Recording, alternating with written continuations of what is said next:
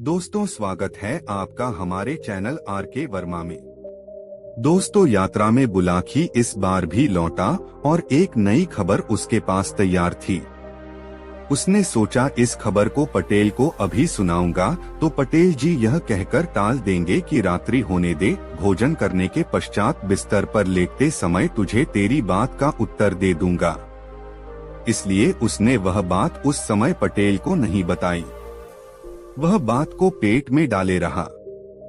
जब वे दोनों भोजन करके निवृत्त हो गए तब बुलाकी ने बात छेड़ी। पटेल जी, आज भी इस शहर में मैं एक नई घटना देख आया हूँ। ठीक है, उस घटना का वर्णन कर, फिर उसे सुनकर मैं तेरी बात का उत्तर दूंगा, पटेल ने कहा।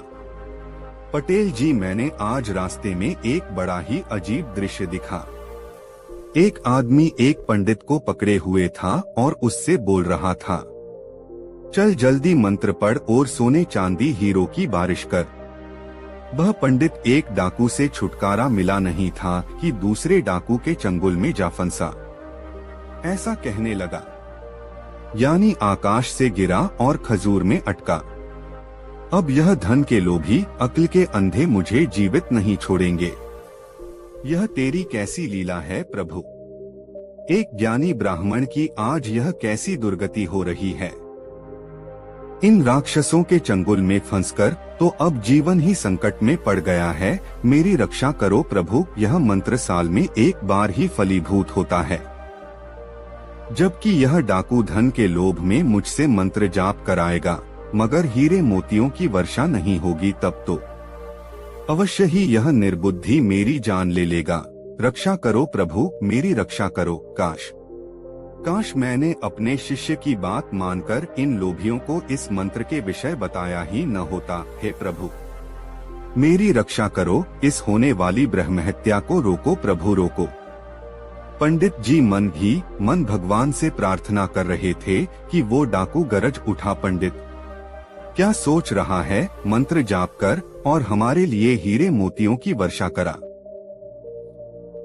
देखो ठाकुर, पंडित जी ने कुछ कहना ही चाहा था कि डाकू पुनः गरजा, मैं किसी प्रकार का बहाना नहीं सुनूंगा पंडित। अगर जान की खैर चाहता है तो मेरा कहा मान, वरना मौत के घाट उतार दूंगा। नहीं नहीं ठाकुर, ऐसा नहीं करना। ब्रह्महत्या सबसे बड़ा पाप है, वह पाप। मुझे पाप पुण्य की रामायण न सुना। गुर्राते हुए डाकू ने उसकी गर्दन दबोच ली, वरना अभी गला दबा दूंगा।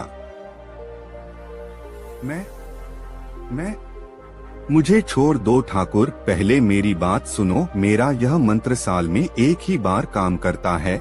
इस वर्ष का लाभ माधो सिंह उठा चुका है। मैं तुम्हें विश्वास दिलाता हूँ कि अगले वर्ष। इतने में वह डाकू उसे मरने लगा। न मार पापीन मार, ब्राह्मण का अपमान करके तू कभी सुखी नहीं रह सकता। पंडित जी चीखते रहे, मगर डाकू न रुका। पटेल जी, वह डाकू और वह ब्राह्मण कौन था? बुलाकी, ध्यान से सुन। इस रहस्य का हाल सुनने के बाद तेरे होश उड़ जाएंगे। ज्यादा लालच हमेशा नाश का कारण बनता है। इस कहानी को सुनने वाले को जीवन की बहुत बड़ी सीख मिलेगी।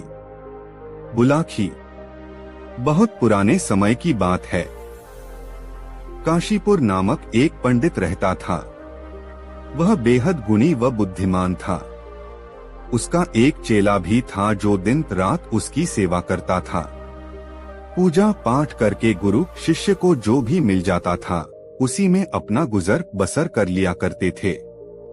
किंतु उस गांव के निवासी अधिक धनवान नहीं थे और न ही दानी प्रवृत्ति के थे। पूजा पाठ का वह जो भी आयोजन करवाते थे वह विवशता में ही करवाते थे। आथ पंडित चंद्रदत्त व उसके शिष्य को कभी कभी भूखे ही रहना पड़ता था। इस बात से पंडित जी काफी चिंतित थे कि जब यहाँ भरपेट भोजन भी कभी कभी नहीं मिल पाता है तो भविष्य में भला क्या होगा।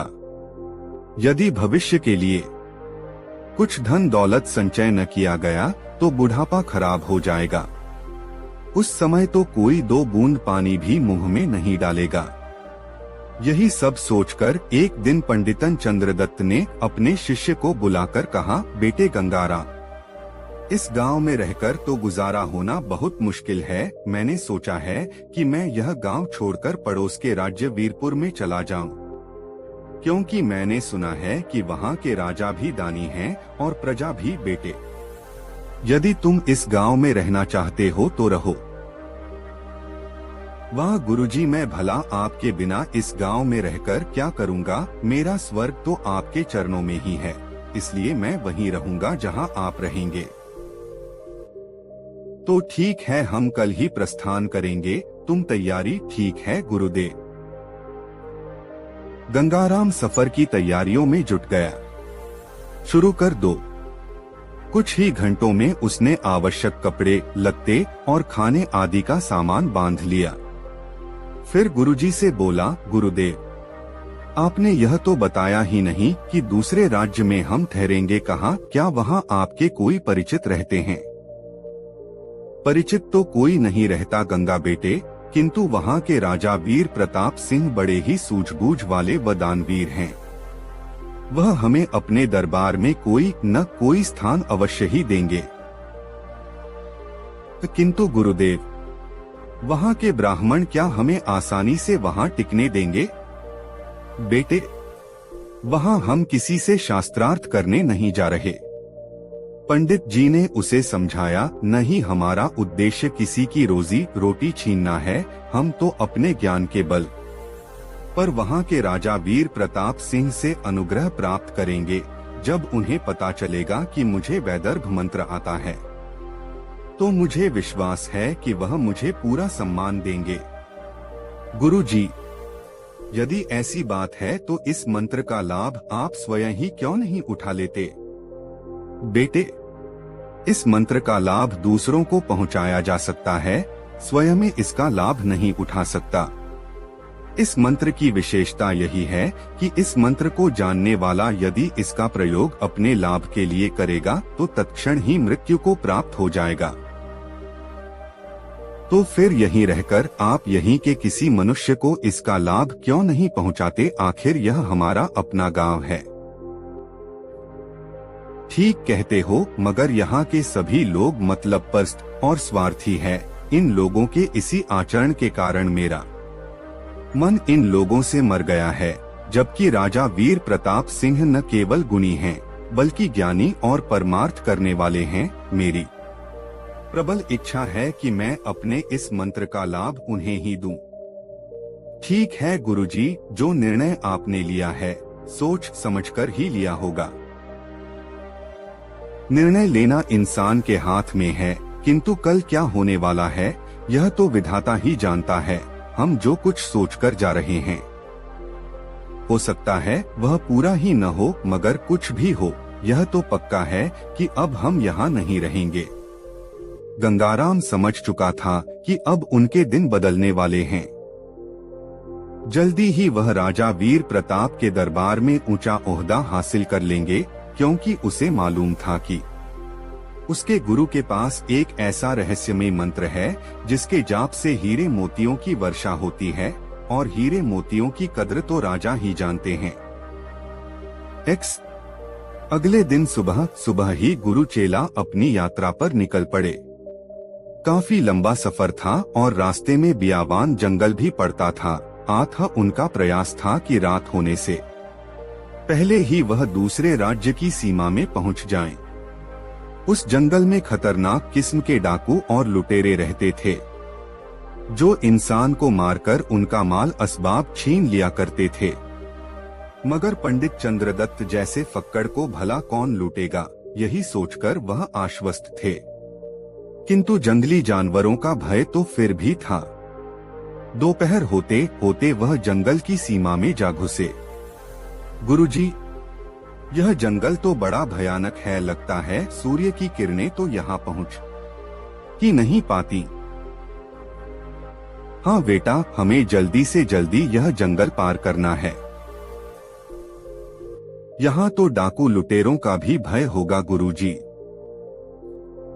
हाँ, किंतु डाकू लुटेरे हमें भला क्या लूटेंगे, भय तो जंगली जानवरों का है।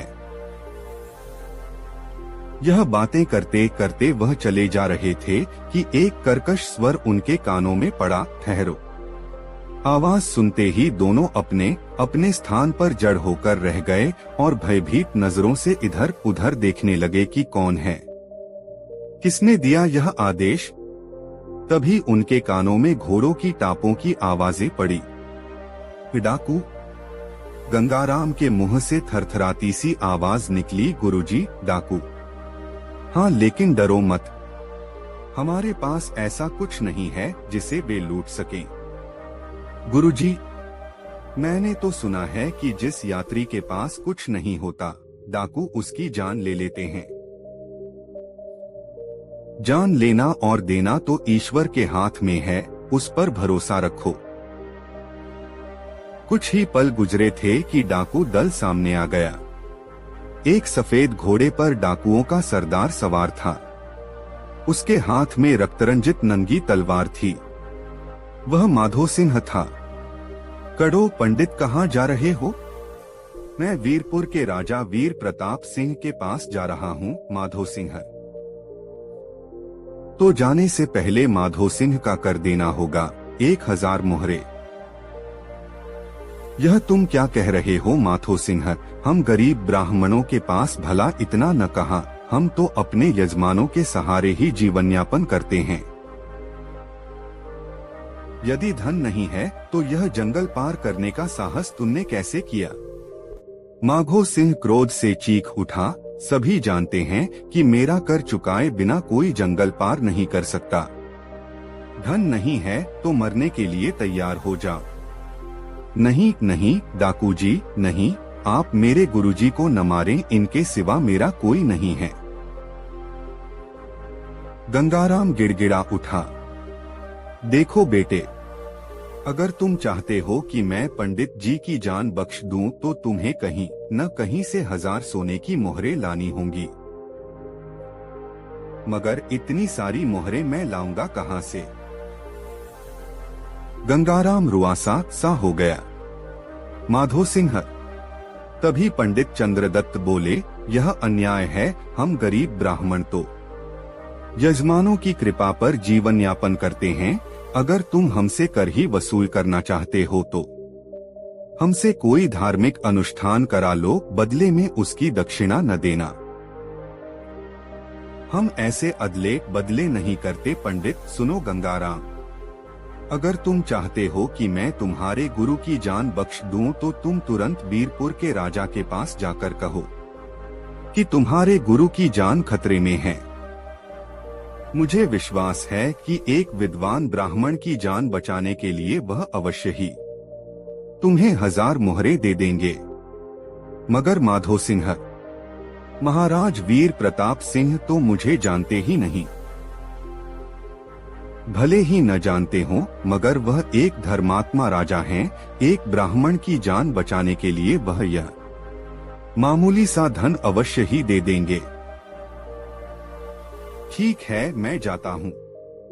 गंगाराम बोला, मगर जब तक मैं वापस न आ जाऊं तब तक आप मेरे गुरु को कुछ न कहें। हाँ, हमें तुम्हारी यह शर्त मंजूर है, जब तक लौटकर नहीं आ जाओगे तब हम इसे तक हम तुम्हारे गुरु को इस वृक्ष से बांध कर रखेंगे। यदि तुम धन ले आए मुक्त कर देंगे, अन्यथा इसे अपनी जान से हाथ धोना पड़ेगा। ठीक है। गंगाराम ने डाकू सरदार की बात मान ली और पंडित चंद्रदत्त से बोला, गुरुजी, आप किसी प्रकार की चिंता न करें, मैं राजा वीर सिंह के पास जाकर उन्हें सारी बात बता दूंगा और यह भी कि आप वैदर्भ मंत्र जानते हैं और डाकुओं से मुक्त होकर वह उस मंत्र के बल पर आपको बहुत लाभ पहुंचाएंगे। आप इन नर पिशाच से बचकर रहना। ठीक है बेटा, मुझे विश्वास है राजा वीर प्रताप एक ब्राह्मण की प्राण रक्षा अवश्य करेंगे।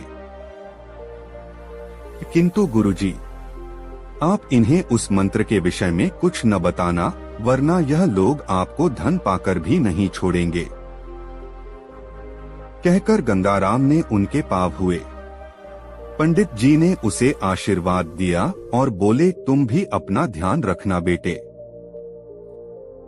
अच्छा गुरुजी, गंगाराम ने कहा।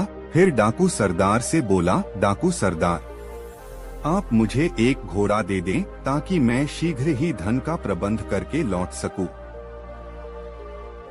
ठीक है मंगल सिंह, इसे एक घोड़ा दे दो। और फिर गंगाराम घोड़ा लेकर अपने सफर पर चल दिया। उसे अपने गुरु चिंता थी। किसी भी प्रकार वह अपने गुरु को बचाना चाहता था कि गंगाराम के जाने के बाद पंडित जी को एक पेड़ से बांध दिया गया।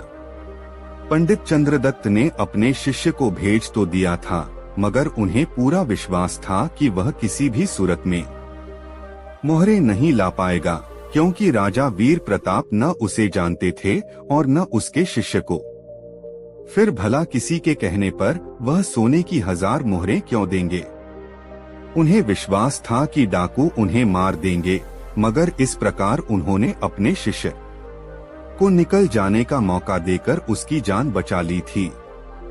जैसे जैसे समय गुजरता जा रहा था, पंडित जी को अपनी मौत करीब आती दिखाई दे रही थी।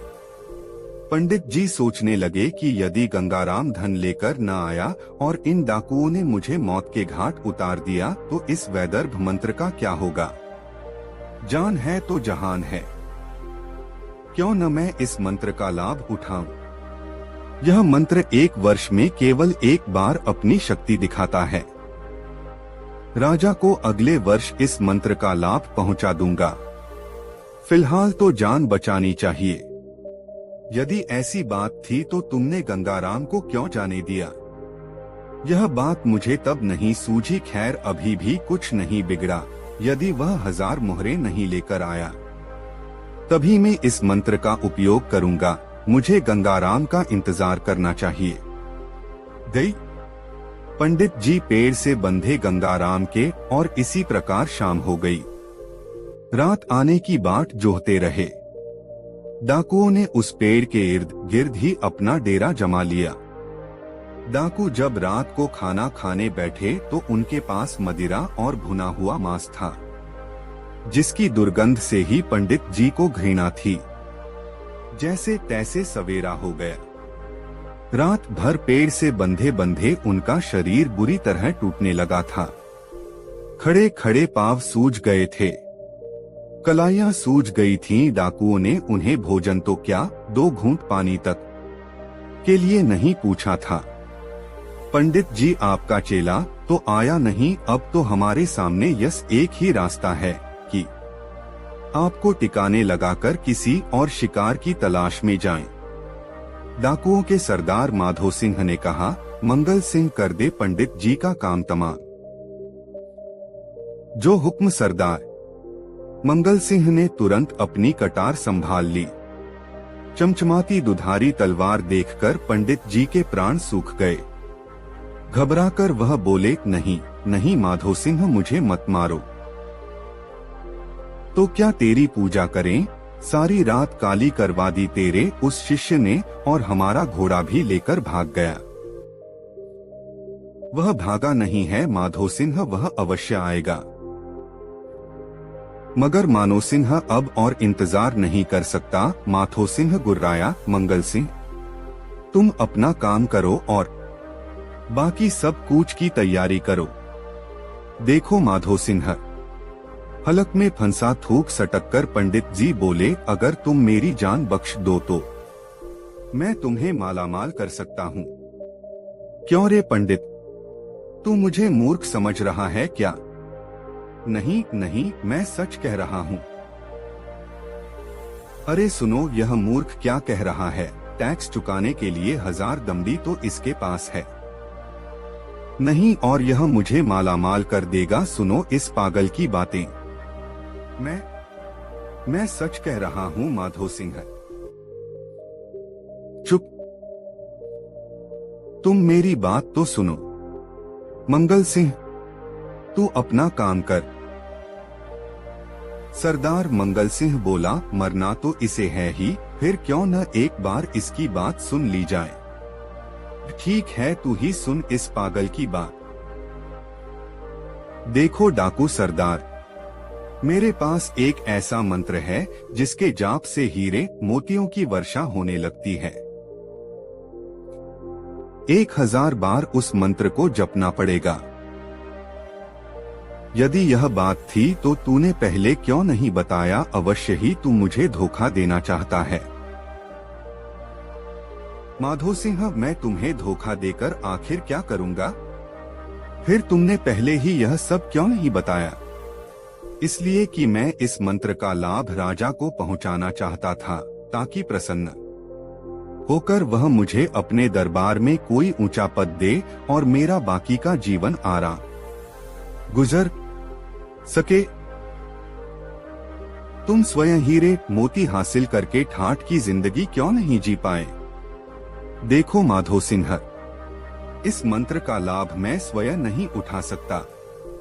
यदि मैंने अपने लिए इस मंत्र का जाप किया तो उसी समय मेरी मृत्यु हो जाएगी। इसकी बात मान लो सरदार, हो सकता है यह सच कह रहा हूँ। ठीक है पंडित, मैं तुम्हें जप करने का मौका देता हूँ। तुम हीरे मोतियों की बरसात करवाओ। अगर यह सच हुआ तो मैं तुम्हें न केवल छोड़ दूंगा बल्कि इज्जत से जंगल की सीमा भी पार करवा दूंगा। बोलो, इसके लिए मुझे क्या करना होगा? पहले मुझे आजाद करो। मैं नहा धोकर पवित्र होने के बाद वृक्ष के नीचे बैठकर मंत्रों का जाप करूंगा। 1000 जाप पूरे होते ही हीरे मोतियों की वर्षा होने लगेगी। तुम वह सारी दौलत समेट लेना और मैं अपनी राह लूंगा। ठीक है। और फिर माधो सिंह के आदेश पर उसे आजाद कर दिया गया। पंडित चंद्रदत्त 2 डाकुओं की निगरानी में नदी की ओर नहाने चल दिए। थोड़ी देर बाद वह नहा धोकर लौटे और उसी वृक्ष के नीचे बैठकर विधिवत मंत्रों का जाप करने लगे। सभी डाकू पंडित जी को घेरकर बैठ गए। एक ओर माधो सिंह बैठा था। सभी डाकू पंडित की ओर देख रहे थे। कभी कभी आसमान की ओर देखने लगते और फिर जैसे ही मंत्र पूरे हुए वैसे ही चमत्कार हो गया। आसमान से हीरे मोतियों की वर्षा होने लगी। अरे वाह सरदार, सारे डाकू खुशी से झूम उठे। यह तो चमत्कार हो गया। माधो सिंह की आंखें भी आश्चर्य से फटी जा रही थीं। उसे विश्वास ही नहीं हो रहा था कि वह जो कुछ देख रहा है वह सच है या सपना। समेट लो सारी दौलत, यह पंडित तो सच कह रहा था रे। इसके मंत्र में तो वाकई शक्ति है। हाँ हाँ हाँ, अरे पंडित, तूने तो वाकई चमत्कार कर दिखाया रे। माधो सिंह के साथी हीरे मोती समेट रहे थे। किसी को किसी की सुध नहीं थी। कुल 2 घड़ी यह वर्षा हुई, फिर सब कुछ सामान्य हो गया। माधो सिंह के सामने हीरे मोती का ढेर लग गया।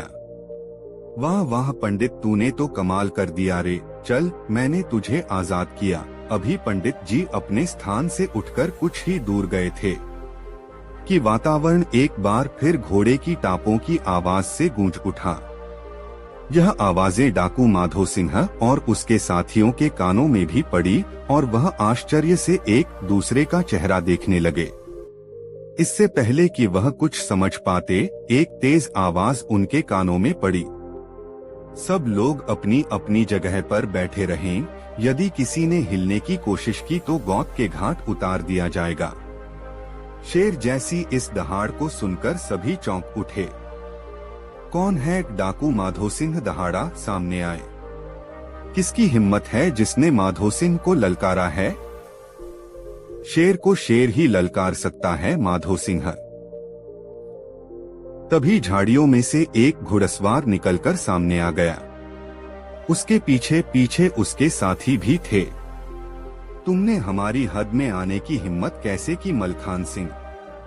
हदें कायरों की हुआ करती हैं माधो सिंह। हम तो इस पूरे जंगल के राजा हैं। किसी प्रकार की चालाकी मत दिखाना। तुम सब हमारे घेरे में हो। इसका मतलब तुम खून खराबा करना चाहते हो? कुछ भी समझो माधो सिंह, मगर इतना याद रखना, अगर मलखान की तलवार उठी तो खून की नदियां बह जाएंगी। वैसे हमें बिना वजह खून खराबा पसंद नहीं। तो फिर यहाँ क्या करने आए हो? इंसाफ, इंसाफ, हाँ हाँ हाँ। माधो सिंह हंस पड़ा। सुनो सुनो मलखान सिंह, और इंसाफ, हाँ हाँ हाँ। माधो सिंह के सभी साथी भी जोर जोर से हंसने लगे। खामोश। मलखान सिंह चीख उठा, निर्लज्ज की तरह हंस रहा है कमीने, वह भी एक ब्राह्मण पर अत्याचार करके शर्म से डूब मरो। माधो सिंह ठाकुरों के खानदान में जन्म लेकर ब्राह्मण पर अत्याचार। बकवास बंद करो, बड़े धर्मात्मा बनते हो, जाओ अपना रास्ता नापो, वरना अंजाम अच्छा नहीं होगा। नहीं तो साफ साफ कहो कि यहाँ क्यों आए हो? अपना हिस्सा लेने। हिस्सा? कैसा हिस्सा? हमने है कि यहाँ हीरे मोतियों की बारिश हुई है, और जब हम धूप छाव सुना आंधी तूफान मिलकर झेलते हैं, तो हीरों की बारिश में भी हमारा बराबर का हक बनता है। चुपचाप आधा हिस्सा मेरे हवाले कर दो। इतना बड़ा खजाना तुम अकेले ही हजम नहीं कर सकते। अगर राजी से दोगे तो ठीक है, वरना गैर राजी सही। देखो ठाकुर, तुम भी डाकू हो और मैं भी डाकू हूँ, हमें आपस में लड़ना शोभा नहीं देता। मैं तुम्हें इस खजाने का स्रोत बता सकता हूँ। अगर ऐसी बात है तो ठीक है, तुम मुझे रास्ता बताओ, खजाना मैं खुद हासिल कर लूंगा। उसके बाद तो मुझसे हिस्सा नहीं मांगोगे? मैं तुम्हारी तरह गिरा हुआ नहीं जो अपने वचन से फिर जाऊं। मैं तो ब्राह्मणों और साधुओं का आदर करता हूँ, दान दक्षिणा देता हूँ। सुनो ठाकुर, यह पंडित चंद्रदत्त है। इसे एक ऐसा मंत्र आता है जिसके जाप करने से हीरे मोती की वर्षा होती है। इसी ने उस मंत्र का जाप करके हमारे लिए यह हीरे मोती बरसवाए हैं। ठाकुर माधो सिंह ने कहा, तुम मुझसे झगड़ना छोड़ो और इस पंडित को अपने साथ ले जाओ। इससे मंत्र जाप कराकर तुम इतने हीरे मोती बरसवा लेना जितने राजा के खजाने में भी नहीं होंगे। क्या यह सच है माधो सिंह? अगर तुम्हें विश्वास न हो तो मेरे साथियों से पूछ लो ठाकुर। माना कि हम लोगों में आज पेशागत दुश्मनी है, मगर यह न भूलो कि हम कभी दोस्त भी रहे हैं। दुश्मनी छोड़कर एक दोस्त की तरह मुझ पर विश्वास करो। हमारे सरदार ठीक कह रहे हैं ठाकुर। माधो सिंह के साथियों ने कहा तो मलखान सिंह को विश्वास आ गया। सच में आज तुमने पुरानी दोस्ती की कीमत अदा कर दी। साथियों, इस पंडित को काबू कर लो। अब यह हमारे लिए हीरे मोतियों की बारिश करवाएगा। पंडित जी को समझते देर नहीं लगी कि उनकी जान आफत में आने वाली है। इन डाकुओं को वैदर्भ मंत्र के विषय में बताकर उन्होंने बड़ी भूल की है। सोचा तो यह था कि मंत्र के माध्यम से जान बच जाएगी, मगर अब वही मंत्र जान का दुश्मन बन गया था। एक डाकू से छुटकारा मिला नहीं था कि दूसरे डाकू के चंगुल में जा फंसा, यानी आकाश से गिरा और खजूर में अटका। अब यह धन के लोभी अक्ल के अंधे मुझे जीवित नहीं छोड़ेंगे। यह तेरी कैसी लीला है प्रभु? एक ज्ञानी ब्राह्मण की आज यह कैसी दुर्गति हो रही है। इन राक्षसों के चंगुल में फंसकर तो अब जीवन ही संकट में पड़ गया है। मेरी रक्षा करो प्रभु। यह मंत्र साल में एक बार ही फलीभूत होता है, जबकि यह डाकू धन के लोभ में मुझसे मंत्र जाप कराएगा, मगर हीरे मोतियों की वर्षा नहीं होगी। तब तो अवश्य ही यह निर्बुद्धि मेरी जान ले लेगा।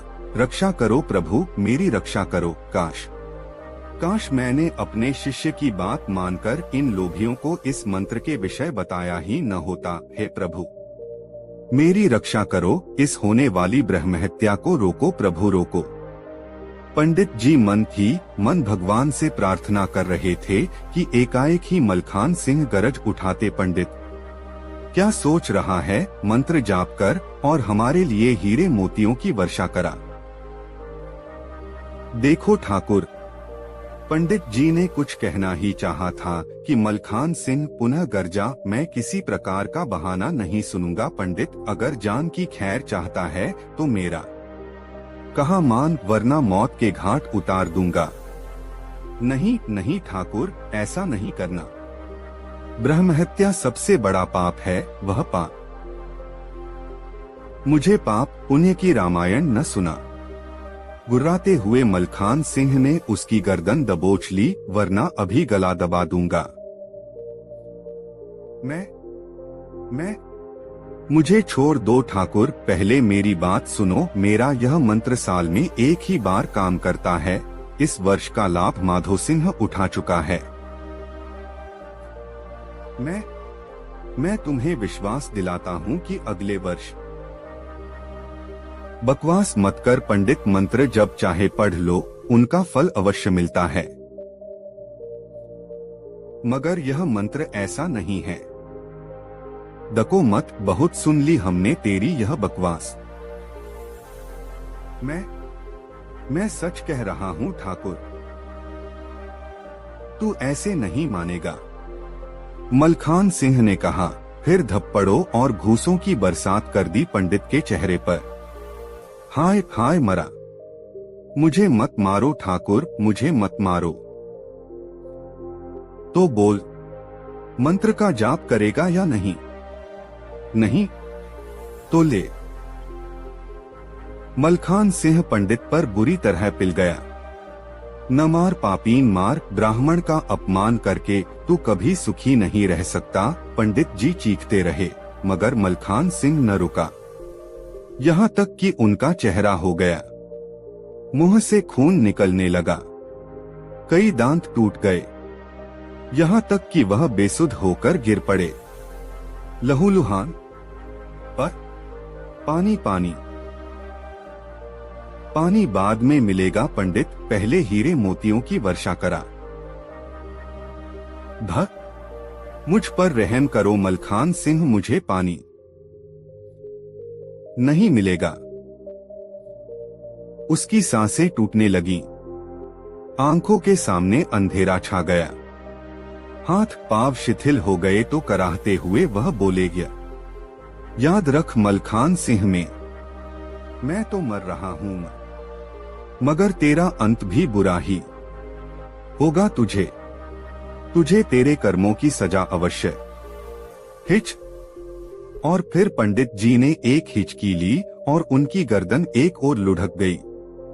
उधर एक ओर खड़े माधो सिंह ने पंडित जी को मरते देखा तो चुपचाप अपने साथियों के साथ वहां से खिसक लिया। हीरे जवाहरात उसके साथी पहले ही बटोरकर थैलों में भर चुके थे। वह समझ चुका था कि जैसे ही मलखान सिंह को पंडित के मरने का पता चलेगा, वैसे ही वह गुस्से से पागल हो जाएगा। हार स्वीकार करना तो उसने सीखा ही नहीं था। उठाओ इस पंडित को, साला नाटक कर रहा है। उसके साथी तुरंत पंडित की ओर झपटे। यह तो मर चुका है सरदार। है, मर गया। हाँ सरदार।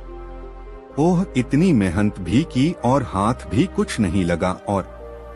और यह साला माधो सिंह सारा माल ले उड़ा, पकड़ो उसे, भागने न पाए। अगले ही पल उसके साथी अपने घोड़ों पर सवार होकर उस दिशा की ओर भागने लगे जिस पर माधो सिंह अपने साथियों के साथ भाग निकला था। आगे आगे माचो सिंह और उसके साथी, पीछे पीछे मलखान सिंह और उसके साथी। घोड़ों की टापों की आवाज से पूरा जंगल गूंज उठा। घेर लो माधो सिंह और उसके साथियों को, कोई भी भागने न पाए। मलखान सिंह गुर्राया। माधो सिंह और उसके साथियों ने उसे अपने पीछे आता देखा तो अपने घोड़ों को और भी तेज दौड़ाना शुरू कर दिया, मगर कब तक यह भाग दौड़ होती रहती। मलखान सिंह के साथियों ने जल्दी ही माधो सिंह और उसके साथियों को घेर लिया और फिर देखते ही देखते दोनों दलों में मारकाट शुरू हो गई। दोनों में से कोई भी दल कमजोर नहीं था। दोनों ही एक दूसरे पर भारी पड़ रहे थे। तलवारों की खनखनाहट दूर दूर तक सुनाई दे रही थी। देखते ही देखते धरती खून से लाल होती चली गई। दोनों ही डाकू सरदार अपनी जीत के लिए अपने साथियों को उकसा रहे थे। मगर आखिर कब तक चलता यह घमासान युद्ध? कुछ ही देर में माधो सिंह और मलखान सिंह को छोड़कर उनके सभी साथी मारे गए। माधो सिंह, अब तू मरने के लिए तैयार हो जा। मलखान सिंह ने अपना तलवार वाला हाथ ऊपर उठाकर तलवार लहराते हुए माधो सिंह को ललकारा। सुनो मलखान सिंह, माधो सिंह ने चालाकी से काम लेते हुए कहा, हमारे सभी साथी मारे जा चुके हैं।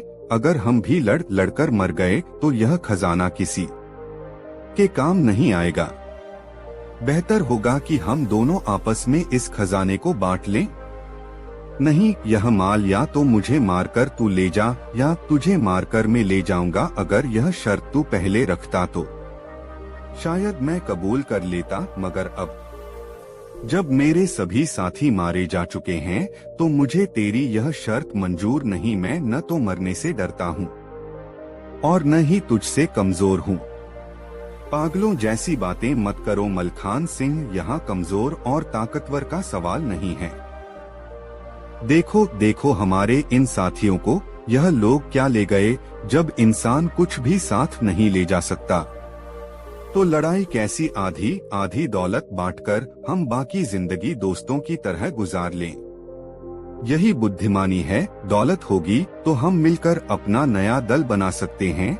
मलखान सिंह की आंखें सोचने वाले अंदाज में सिकुड़ गई।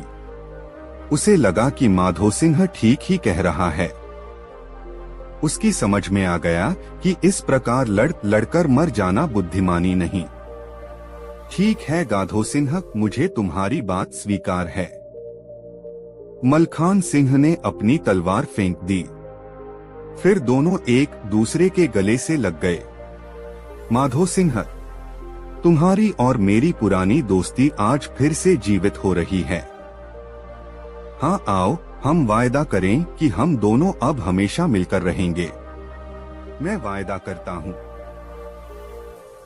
मलखान सिंह ने कहा। फिर कुछ सोचकर बोला, मेरी एक राय है दोस्त। क्या? मेरा ख्याल है कि इतने बड़े खजाने को उठाए फिरना कोई बुद्धिमानी नहीं। फिर क्यों न हम इस खजाने को यहीं कहीं छिपा दें और आवश्यकता पड़ने पर थोड़ा थोड़ा निकालते रहें। कह तो तुम ठीक रहे हो, चलो ऐसा ही करते हैं। किसी एक बात में दोनों पक्षों की सहमति हो तो उसे अमली जामा पहनाते देर नहीं लगती। दोनों ही साहसी और हिम्मती थे। दोनों ने मिलकर पीपल के एक वृक्ष नीचे खड़ा खोदा और खजाने के थैले उसमें छिपा दिए। इस काम से निपटने के बाद माधो सिंह बोला, ठाकुर, यह काम तो निपट गया, अब क्या करें? तुम बताओ। पहले तो पेट पूजा करनी चाहिए। मुझे बहुत जोरों की भूख लगी है, मगर इस जंगल में खाना कहाँ मिलेगा?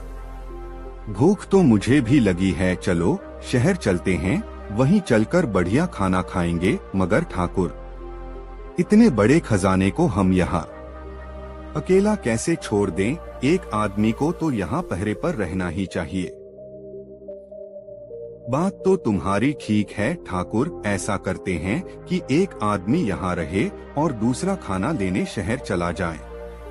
तुम खजाने के पास बैठो ठाकुर, मैं खाना लेने शहर जाता हूँ। मगर हमें माँ भवानी की सौगंध है, हम दोनों में से कोई भी एक दूसरे के साथ गद्दारी नहीं करेगा। हाँ, माँ भवानी की सौगंध, हम गद्दारी नहीं करेंगे। और फिर माधो सिंह खाना लेने शहर चला गया। मलखान सिंह अकेला रह गया। उसकी आंखों में धूर्तता भरी चमक थी। उसने भले ही अपनी इष्ट देवी की सौगंध खा ली थी, मगर फिर भी उसकी नीयत में खोट और बेईमानी थी। वह सोचने लगा, अगर मैं माधो सिंह की हत्या कर दूं तो इस सारे खजाने का मैं अकेला ही मालिक हो जाऊंगा। फिर यह डाकाजनी छोड़कर किसी शहर में ठाठ से शराफत की जिंदगी गुजारूंगा। क्या हो जाएगा अगर इस खजाने के पीछे एक बलि और चढ़ जाएगी? इधर माधो सिंह का काम तमाग हुआ और उबर सारा खजाना मेरा हुआ। यही सोचकर मलखान सिंह हंस पड़ा। उधर माधो सिंह घोड़े पर सवार तेजी से शहर की ओर बढ़ा जा रहा था। कुछ देर बाद वह शहर पहुंच गया। खाना लेकर जब वह वापस जंगल की ओर आने लगा तो अचानक उसके मन में ख्याल आया कि यह मलखान सिंह बड़ा बेईमान और धूर्त आदमी है। भले ही माँ भवानी की कसम खाकर उसने दोस्ती कायम कर ली है, मगर कभी न कभी वह दगा अवश्य करेगा। क्यों न इसे ठिकाने लगा दिया जाए, फिर तो सारा खजाना मेरा होगा। किसी शहर में जाकर मैं टाट से शराफत की जिंदगी गुजारूंगा। यही सोचते हुए उसने एक दुकान से जहर खरीदकर खाने में मिला दिया। विधि की कैसी विडंबना थी। इधर माधो सिंह ने मलखान सिंह की हत्या की तैयारी कर ली थी और उधर मलखान सिंह उसकी हत्या करने की योजना बना चुका था। मलखान सिंह खजाने के पास बैठा अपनी तलवार भांज रहा था। तभी उसकी नजर दूर से आते माधो सिंह पर पड़ी तो उठकर वह एक वृक्ष की ओट में छिप गया, ताकि जैसे ही माधो सिंह करीब आए वैसे ही वह एक झटके में उसका काम तमाम कर सके। और फिर हुआ भी यही। अपनी मस्ती में चूर जैसे ही माधो सिंह खजाने वाले वृक्ष के करीब आने लगा, वैसे ही एक अन्य वृक्ष को ओट से मलखान सिंह निकला और अपनी तलवार से एक ही झटके से उसकी गर्दन धड़ से अलग कर दी। हाँ हाँ हाँ। अपनी इस कामयाबी पर मलखान सिंह ने एक जोरदार कहकहा लगाया, अब यह सारा खजाना मेरा है, मैं राजा हो गया। राजा मलखान सिंह हूँ, हे पेड़ पौधों, बोलो जय हा हा हा। नहीं, अब मैं मलखान सिंह डाकू राजा मलखान सिंह की। इससे निपटकर मलखान सिंह ने मूठों पर ताव दिया। तभी उसकी नजर खाने की पोटली पर पड़ी। खाना देखकर उसकी भूख और अधिक बढ़ गई। वह तेजी से खाने की ओर झपटा। चंद पत्तों बाद ही उसने खाने की पोटली खोली और जल्दी जल्दी खाने लगा। इधर उसने खाने का कौर मुंह में डाला और उधर उसकी आंखें बाहर को उबल पड़ी। मुंह से झाग निकलने लगे और देखते ही देखते वह धरती पर लंबा हो गया। सभी मर चुके थे और हीरे जवाहरात का वह खजाना वहीं पड़ा था। कहानी समाप्त कर पटेल ने बुलाखी से पूछा, बुलाखी राम, अब तो तुम्हारी शंका का समाधान हो गया ना? हाँ पटेल जी। बुलाखी, ज्यादा लालच हमेशा बुरा ही करवाता है और माया के खेल बड़े निराले हैं, किसी के हाथ नहीं आती और कोई कितनी कोशिश कर ले इसे खुशी भोग नहीं सकता। जिसके हिस्से में है वो ही इसका अधिकारी है। हाँ पटेल जी, अब मेरी शंका का निवारण हो गया। अब आप भी सोइए और मैं भी सोने की कोशिश करता हूँ। कुछ देर बाद दोनों ही सो गए। निद्रा देवी उन पर हावी हो गई थी। दोस्तों, गंगाराम पटेल बुलाखीराम की यह मजेदार कहानी आपको कैसी लगी कमेंट में जरूर बताएं। दोस्तों, काशी यात्रा में गंगाराम पटेल और बुलाखीराम नाई ने दिन भर की यात्रा समाप्त कर एक नए नगर में प्रवेश किया। वहां उन्होंने ठहरने के लिए एक उचित स्थान की खोज की और वहीं रैन बसेरा करने का निश्चय कर लिया। हस्बे मामूल के मुताबिक पटेल ने बुलाखी को पैसे देकर शहर में भोजन का सामान लेने भेज दिया और स्वयं अपनी दिनचर्या को निपटाने में व्यस्त हो गए। बुलाखी इस बार भी लौटा और एक नई खबर उसके पास तैयार थी। उसने सोचा इस खबर को पटेल को अभी सुनाऊंगा तो पटेल जी यह कहकर टाल देंगे कि रात्रि होने दे, भोजन करने के पश्चात बिस्तर पर लेटते समय तुझे तेरी बात का उत्तर दे दूंगा। इसलिए उसने वह बात उस समय पटेल को नहीं बताई। वह बात को पेट में डाले रहा। जब वे दोनों भोजन करके निवृत्त हो गए तब बुलाखी ने बात छेड़ी, पटेल जी, आज भी इस शहर में मैं एक नई घटना देख आया हूँ। ठीक है, उस घटना का वर्णन कर, फिर उसे सुनकर मैं तेरी बात का उत्तर दूंगा, पटेल ने कहा। पटेल जी, आज इस नगर में मैंने एक स्थान पर कुछ लोगों को खड़े देखा तो उत्सुकतावश मैं भी यह देखने पहुंच गया कि ये लोग गोलदायरा सा बनाए क्या कर रहे हैं। मैं भीड़ के मध्य पहुंचा और आगे को दृष्टि दौड़ाई तो देखा कि एक आदमी जमीन के अंदर सिर तक गड़ा है। उसका सारा शरीर तो भूमि में दबा हुआ था, मात्र उसका सिर ही जमीन से बाहर था। वहीं एक बड़ी सी जूती पड़ी थी। लोग बारी बारी से उस व्यक्ति के नंगे सिर पर जूती मारते और आगे बढ़ जाते थे। यह देखकर मेरी जिज्ञासा बढ़ गई और मैं मन में यह विचार करता हुआ लौट आया कि इसका रहस्य पटेल जी से हो पूछूंगा। अब आप मुझे उस व्यक्ति के विषय में बताएंगे तो मेरी जिज्ञासा शांत होगी। बुलाखी, तेरी जिज्ञासा मैं अवश्य शांत करूंगा, लेकिन तुम कहानी के बीच में हुंकारा जरूर देते रहना ताकि मुझे लगे कि तू ध्यान और दिलचस्पी से सारी कहानी सुन रहा है, पटेल ने कहा। मैं ऐसा ही करूंगा पटेल जी, बुलाखी ने कहा। अब आप अपनी कहानी आरंभ तो कीजिए। तो सुन बुलाखी, यहाँ से बहुत दूर चंपावती नाम का एक नगर है। उस नगर पर राजा चंद्रदत्त का अधिकार था। चंद्रदत्त के पिता की कुछ ही समय पहले मृत्यु हुई थी। जब चंद्रदत्त राजगद्दी पर बैठा तो वह प्रजा के कल्याण के लिए नई नई योजनाएं सोचने लगा। लेकिन कहावत है कि मेरे मन कछु और है, साईं के मन कछु और। राजा जब तक प्रजा के हित में उन योजनाओं को अमली जामा पहनाता, नगर में एक महामारी फूट पड़ी। उस महामारी से सैकड़ों लोग नित्य ही कालकवलित होने लगे। हालत ऐसी हो गई कि जब घर वाले घर के मृत व्यक्ति को श्मशान में दाह कर वापस लौटते तो उन्हें घर में दूसरी लाश तैयार मिलती। यह स्थिति देखकर नगरवासी घर बार छोड़कर दूसरे राज्यों में भागने लगे। पूरे राजमहल में सिर्फ राजा ही अकेला रह गया। तब उसने सोचा था कि मैं अकेला ही यहाँ रहकर क्या करूँगा? प्रजा ही नहीं रही तो राजा कैसा? एक दिन वह भी कुछ धन अपने साथ लेकर वह नगर छोड़ आया। वह एक सामान्य नागरिक की तरह कई राज्यों में घूमता रहा, फिर इस नगर में आ गया। इतने दिन तक दूसरे राज्यों में घूमते रहने के कारण जो धन वह अपने साथ लाया था, सब खर्च हो गया। अब उसे चिंता हुई जीविका कमाने की। राजा चंद्रदत्त खूब हृष्ट पुष्ट नौजवान था। अस्त्र शस्त्र चलाने में वह निपुण था। जब वह यहाँ के राजदरबार में नौकरी पाने की इच्छा से राजा के सम्मुख पेश हुआ तो राजा ने पहली ही नजर में उसके अंदर छिपी हुई प्रतिभा की पहचान कर ली और उसे अपने अंगरक्षक की नौकरी दे दी। तब से चंद्रदत्त रात दिन अपने स्वामी की सुरक्षा का ध्यान रखने लगा। बुलाखी, एक दिन जब चंद्रदत्त रात के समय राजा के महल में पहरा दे रहा था तो उसने महल के बाहर से किसी स्त्री के रोने की आवाज सुनी। वह स्त्री बड़े करुण स्वर में विलाप कर रही थी। उसका वेदना से भरा स्वर सुनकर चंद्रदत्त से रहा नहीं गया। उसने अपने स्थान पर एक अन्य प्रहरी को खड़ा किया और महल से बाहर निकलकर उस दिशा में चल पड़ा जहां से रोने की आवाज आ रही थी। कुछ आगे चलकर उसने देखा कि सरोवर के किनारे एक बेहद रूपवान स्त्री बैठी विलाप कर रही है।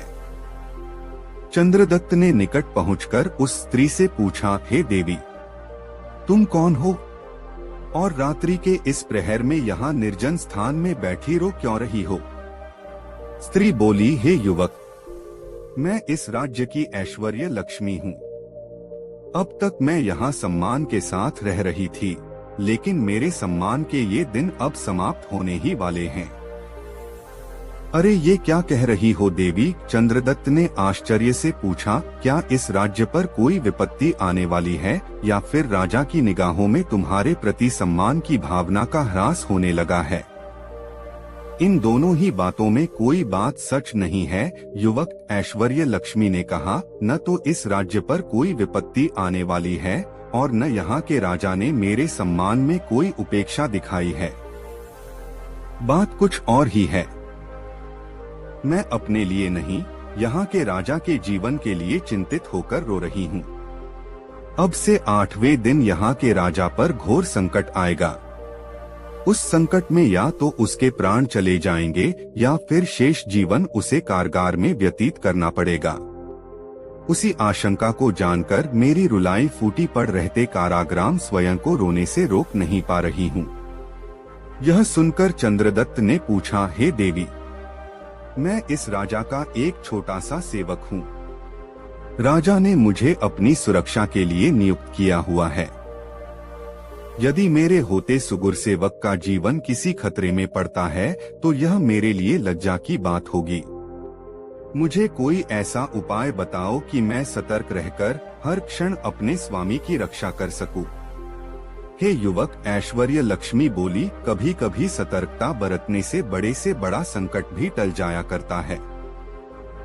मैं तो तुमसे यही कहूंगी कि आगामी 8 दिनों तक तुम बेहद सतर्क और चौकन्ने रहकर राजा की निगरानी करो।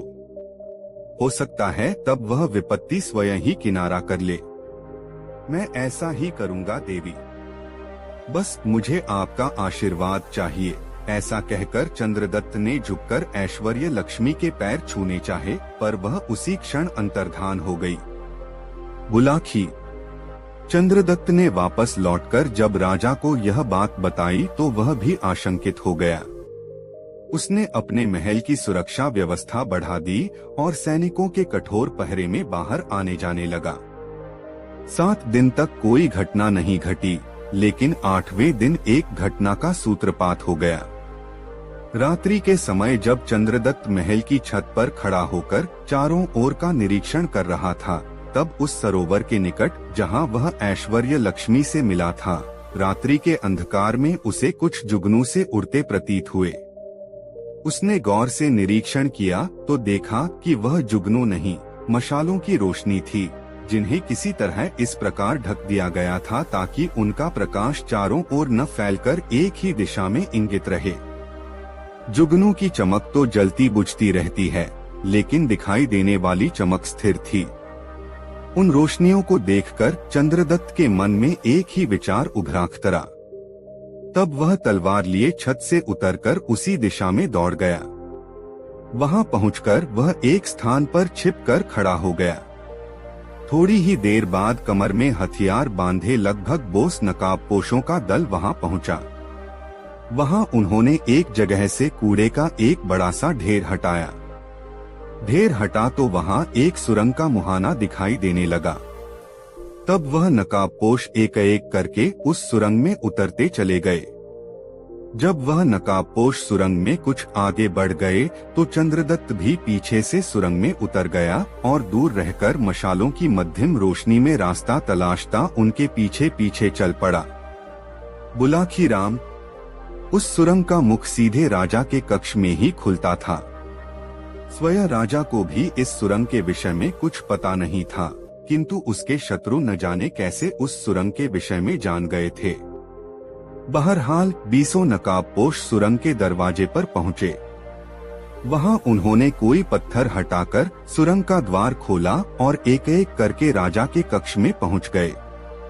उनके पीछे पीछे चंद्रदत्त भी सुरंग के मुख के पास पहुंच गया, किंतु उसने राजा के कक्ष में घुसने का कोई प्रयास नहीं किया, अपितु उसी स्थान पर उन नकाबपोशों के लौटने की प्रतीक्षा करने लगा। नकाबपोशों ने बड़ी आसानी से राजा को काबू में कर लिया। राजा गहरी नींद में था। सोते में ही राजा को दबोचकर नकाबपोशों ने उसके हाथ पांव रस्सियों से बांध दिए और उसके मुंह में कपड़ा ठूंस दिया ताकि वह चिल्ला न सके। बाहर पहरे पर नियुक्त किसी भी प्रहरी को इस घटना की भनक तक न मिली। नकाबपोश जैसे आए थे उसी तरह एक एक करके सुरंग में उतरने लगे। बस यही मौका था चंद्रदत्त को पराक्रम दिखाने का। जैसे पहला नकाबपोश पेट के बल रेंगता हुआ गुफा में दाखिल हुआ, चंद्रदत्त ने खट से उसका सिर काटकर आगे की ओर फेंक दिया। उसका धड़ खींचकर उसने दीवार के साथ सटाकर खड़ा कर दिया।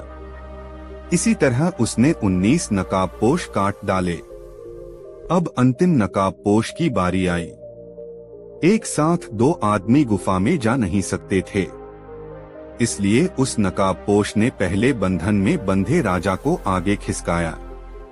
फिर वह स्वयं भी सुरंग में पेट के बल दाखिल होने लगा। चंद्रदत्त ने राजा को अंदर खींचकर उसे एक किनारे बैठाया और फिर तैयार होकर खड़ा हो गया। लेकिन इस बार उसने अंतिम आदमी पर अपनी तलवार न उठाई वरन बलपूर्वक उस पर अधिकार कर लिया। उसने राजा के बंधन खोलकर उसी रस्सी से नकाबपोश को जकड़ दिया। फिर पहले उसने राजा को अपने कक्ष में भेजा और बाद में उस नकाबपोश को लाश की तरह घसीटता हुआ अंदर ले आया। अंदर लाकर जब उस नकाबपोश के चेहरे से नकाब हटाई गई तो उसका चेहरा देखकर दोनों की ही आंखें आश्चर्य से फटी की फटी रह गईं। जानते हो बुलाखी, वह नकाबपोश कौन था? वह नकाबपोश था राजा का रक्षा मंत्री। राजा उस मंत्री पर अपने प्रधानमंत्री से भी ज्यादा भरोसा करता था। राजा ने तब उसके अपराध के लिए दंड नियत कर दिया। उसने आदेश प्रसारित कराया कि इस विश्वासघाती मंत्री को जमीन में गाड़ दिया जाए, सिर्फ इसका सिर जमीन से बाहर रहे और जो भी व्यक्ति उस मंत्री के पास से गुजरे वह एक जूती उस एहसान फरामोश के सिर में जरूर मारे। सोहे बुलाखी, आज तू जिस दृश्य को देखकर आया है वह उसी समय का है। नगरवासी अपने राजा की आज्ञा के अनुसार उस नमकहराम मंत्री के पास जाते हैं और एक जूती उसके सिर में मारकर आगे बढ़ जाते हैं। कहानी समाप्त कर पटेल ने बुलाखी से पूछा, बुलाखी राम, अब तो तुम्हारी शंका का समाधान हो गया ना? हाँ पटेल जी, अब मेरी शंका का निवारण हो गया।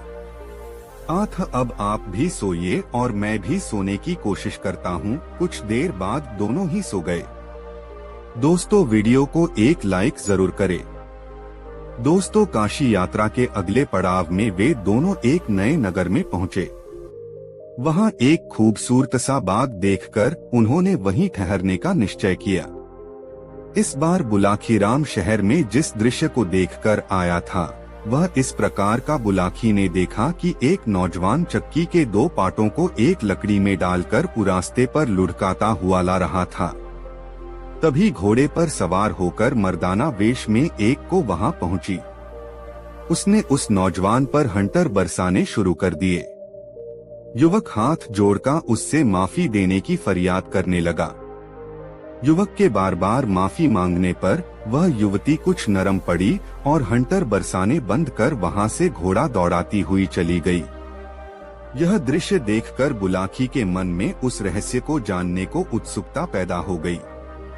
रात को सोने से पूर्व जब उसने गंगाराम पटेल से इस रहस्य को उजागर करने का आग्रह किया तो गंगाराम ने कहा, बुलाखीराम, ध्यान से सुन, इस नगर में जानी नाम का एक ठग रहता है।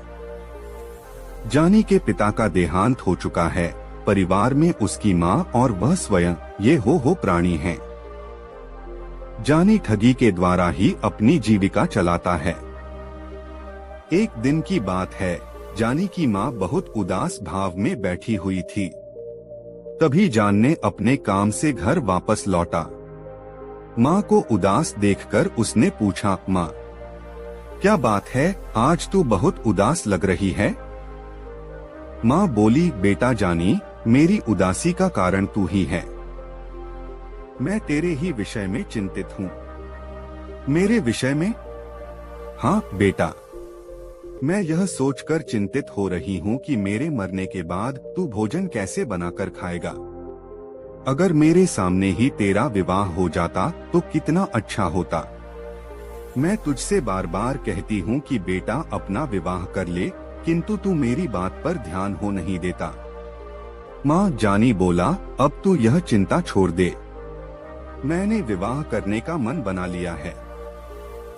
जल्द ही मैं तेरे लिए एक ऐसी सुंदर बहू ढूंढ लाऊंगा जो तुझे हर प्रकार का आराम देगी।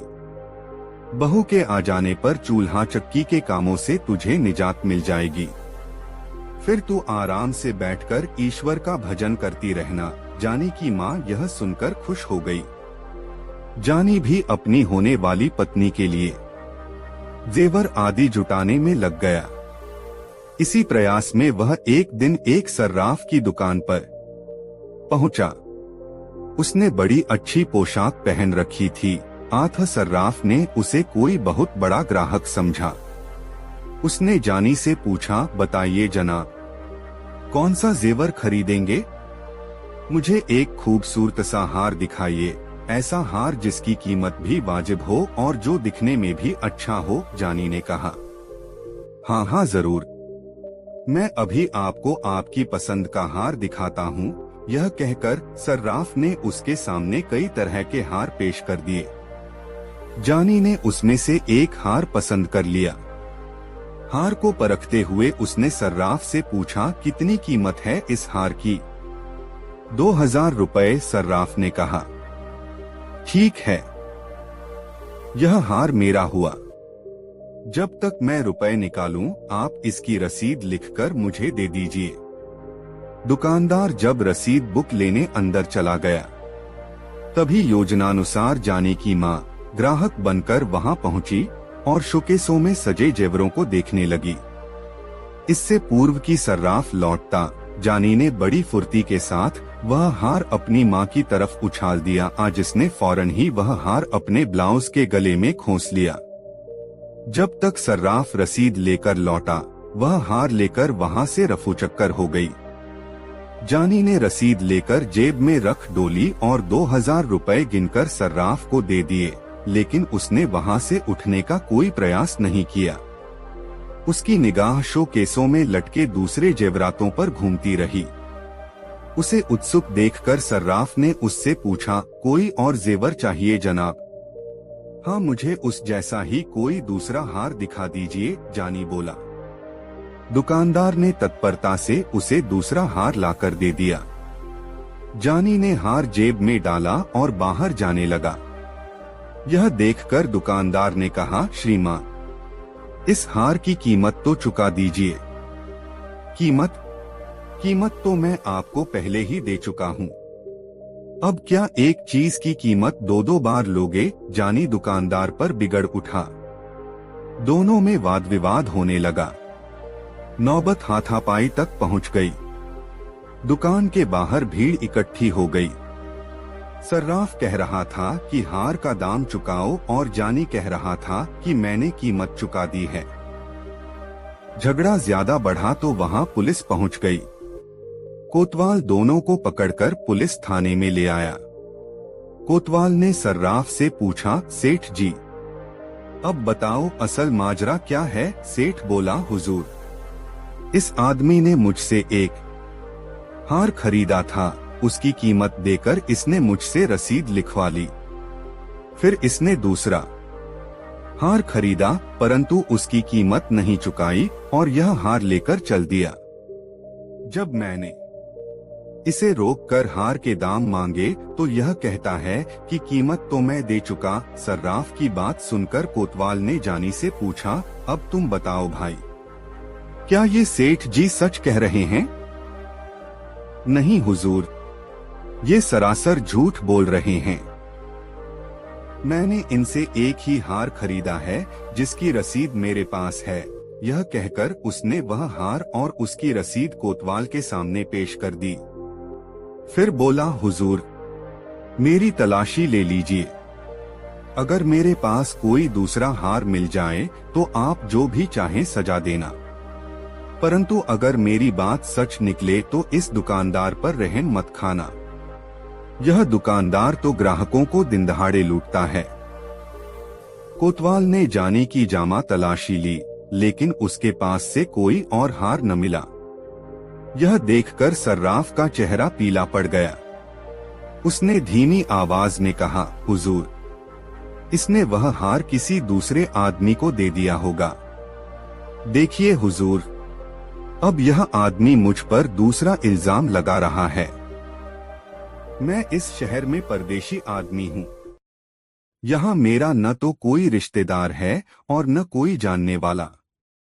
मैं तो यहाँ अपनी पत्नी के लिए कुछ जेवर खरीदने आया था।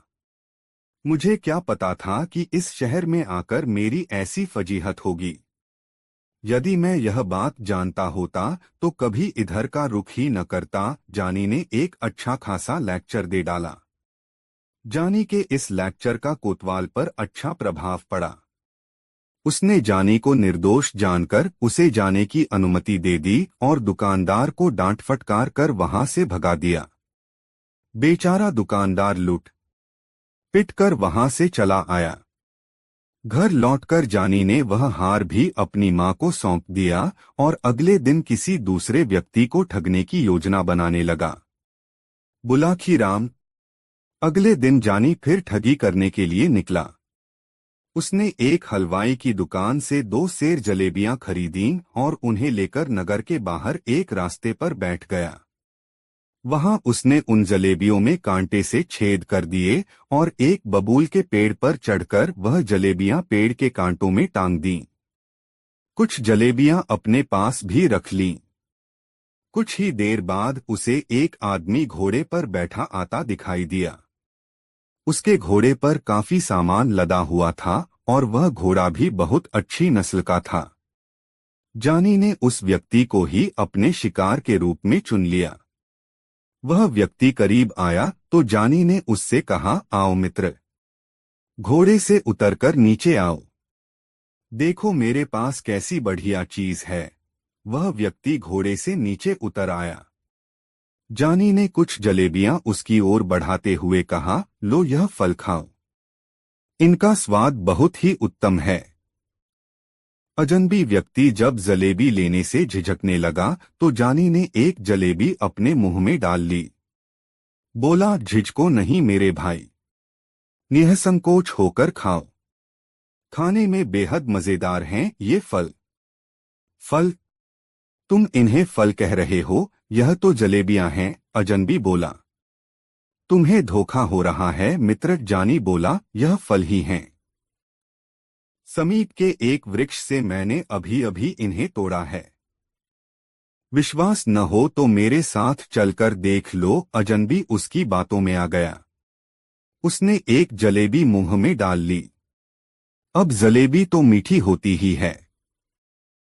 अजनबी को वह बहुत स्वादिष्ट लगी। वह बोला, यह तो सचमुच बहुत मीठी है, पर मुझे यह विश्वास नहीं हो रहा कि सचमुच ही तुमने इन्हें किसी वृक्ष से तोड़ा है। ओफो मित्र, तुम तो बहुत शक्की जान पड़ते हो।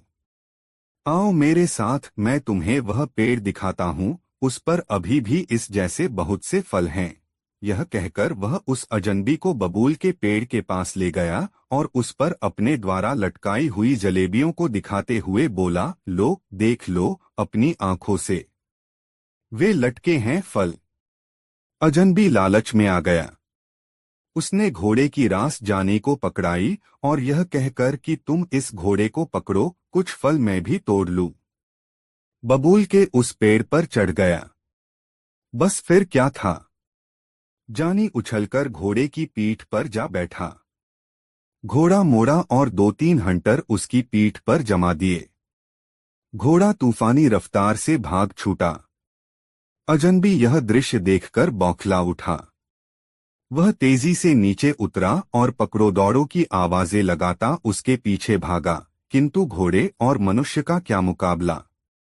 जानी शीघ्र ही उसकी निगाहों से ओझल हो गया।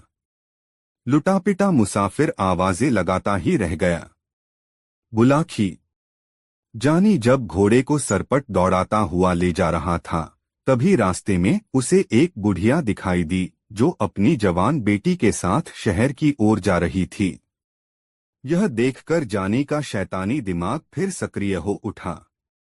उसने अपना घोड़ा उस बुढ़िया के पास ले जाकर रोका और उससे पूछा, बुढ़िया माई, कहीं दूर से आ रही हो क्या? हाँ बेटा, हम 5 कोस दूर से पैदल ही चलकर आ रही हैं। शहर में एक रिश्तेदार के यहाँ जाना है, बुढ़िया बोली। तब तो जरूर थक गई होगी। आओ मेरे पीछे घोड़े पर बैठ जाओ, मैं तुम्हें वहां तक छोड़ दूंगा, जानी ने कहा। नहीं बेटा, बुढ़िया बोली, मैं तो नहीं थकी, क्योंकि मुझे तो पैदल चलने का अभ्यास है। हाँ, यह मेरी बेटी जरूर थक गई है, कभी इतनी दूर पैदल नहीं चली है न, इसलिए तुम मेरी जगह इसे कुछ देर के लिए अपने पीछे बिठा लो। जानी ने तब उसकी जवान बेटी को अपने पीछे घोड़े पर बिठा लिया। बुढ़िया ने कहा, बेटा तुम सचमुच एक रहमदिल आदमी हो, वरना आज के जमाने में कौन किसी की मदद करता है। अच्छा जरा अपना नाम तो बता दो। मेरा नाम है जमवाई राजा। ऐसा कहकर जानी ने घोड़े को एड़ लगा दी। घोड़ा तेजी से आगे की ओर भाग छूटा। यह देखकर बुढ़िया चिल्लाने लगी, ओ जमवाई राजा रुको, मेरी बेटी को कहाँ भगाए ले जा रहे हो? अरे कोई मेरी मदद करो। जमवाई राजा मेरी बेटी को भगाए ले जा रहा है। उसकी पुकार सुनकर लोग हंसने लगे। एक व्यक्ति कहने लगा, अरे बुढ़िया माई, तेरी बेटी को तेरा जमवाई ले जा रहा है तो इसमें बुरी बात क्या है? पत्नी तो अपने पति के ही साथ जाएगी न, फिर तू इतना क्यों चिल्ला रही है? बेचारी बुढ़िया हाथ मलकर रह गई। जानी ठग उसे भी चूना लगा गया। बहरहाल जानी उस युवती को लेकर अपने घर पहुंचा। लड़की चिल्लाने लगी तो जानी ने उसके मुंह पर कपड़ा बांध दिया। उसके हाथ पांव भी बांध दिए ताकि वह भाग न सके।